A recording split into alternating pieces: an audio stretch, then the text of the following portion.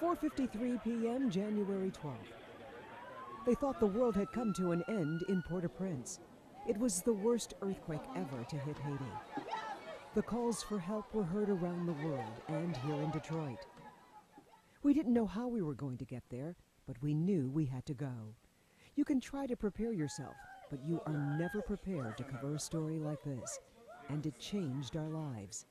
For me, Dr. Frank McGeorge, videographers Cesar Gonzalez and Tim Pamplin, and executive producer Ro Coppola. These are our memories. These are our thoughts. This is our journey to Haiti. Ladies and gentlemen, we'd like to welcome you to Port-au-Prince. The local time is 12:35 p.m. From the second we touched down in Port-au-Prince, we knew this was unlike any place we'd ever been. Military jets, private planes, and rescue helicopters, all sharing the same space. There are only 2 sets of stairs for all these planes, so we had to wait almost an hour to deplane. Once we did, it was organized chaos. The pilot and co-pilot of our flight actually handled the luggage, jumping into the belly of our plane and tossing bag after box after suitcase onto the tarmac. Time is precious at this airport, and planes only have an hour or so to empty and fill up again before they're forced to move on.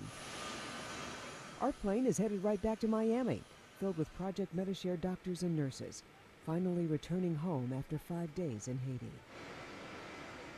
They look exhausted and haunted from what they'd seen, a sign of what was to come for us.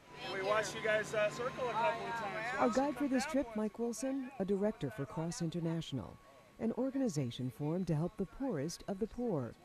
Mike has a 20-year history with Haiti. His wife is Haitian, and he speaks fluent Creole. He knows Haiti, and he was a godsend. Our first stop, the Project Medicare Emergency Care Compound, located right on the airport grounds. Tents set up in various forms, makeshift ER operating room, pediatric wing, and trauma center. Every single cot occupied, while people continued to be rushed in for help. Stretcher after stretcher. The work going on here under the direction of Dr. David Pritchard is nothing short of a miracle. Project Medicare was already in Haiti, founded in 1994, to provide quality health care to Haitians. They were on the ground seeing patients within 24 hours of the quake. This is as good as it gets. Even so, it's bare bones medicine.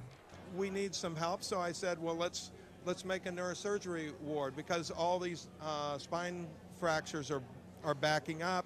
So what injuries are you seeing the most?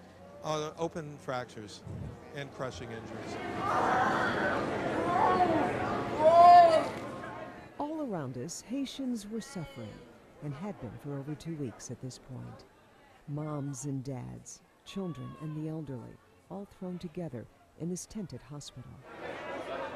The doctors and nurses here have put their personal and professional lives on hold to care for these people who would have otherwise died from a lack of medical care. The doctors use only local anesthesia, which is safer in this kind of situation, but tough on the patient because they're awake for the procedures. Time after time, we heard screaming and moaning as the doctors tried to care for their patients, and we hadn't left the airport yet. This 13-year-old girl's arm was crushed in the earthquake. The nurse just trying to keep the child as calm as possible as doctors continued their work. Strangers pouring their heart and souls into their patients. This work is tough on the medical staff here, so when something good happens, they grab onto it. And how old is this baby? Maybe 4 hours. In the middle of so much death, there is life. This healthy baby born on a tarmac under a tent. Ask him what his name is. David. After a brief tour, it was time to move on.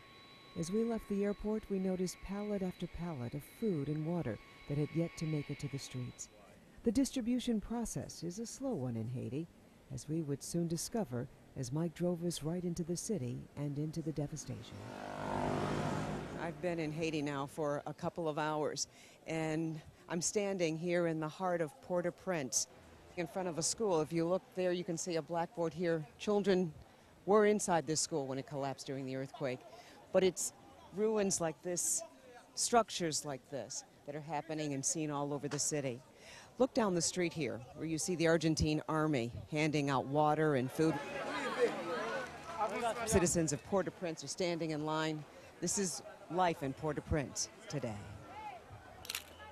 Coming up, our journey to Haiti continues, and the search for my relatives as we travel deep into Haiti and the epicenter of the earthquake. The overwhelming sights, sounds, smells, and dangers of Port-au-Prince. They still need your help in Haiti. Go to clickondetroit.com right now and make a donation to Local 4's Help for Haiti. We've put a special link on our homepage, where we've also posted slideshows of our personal pictures from our trip.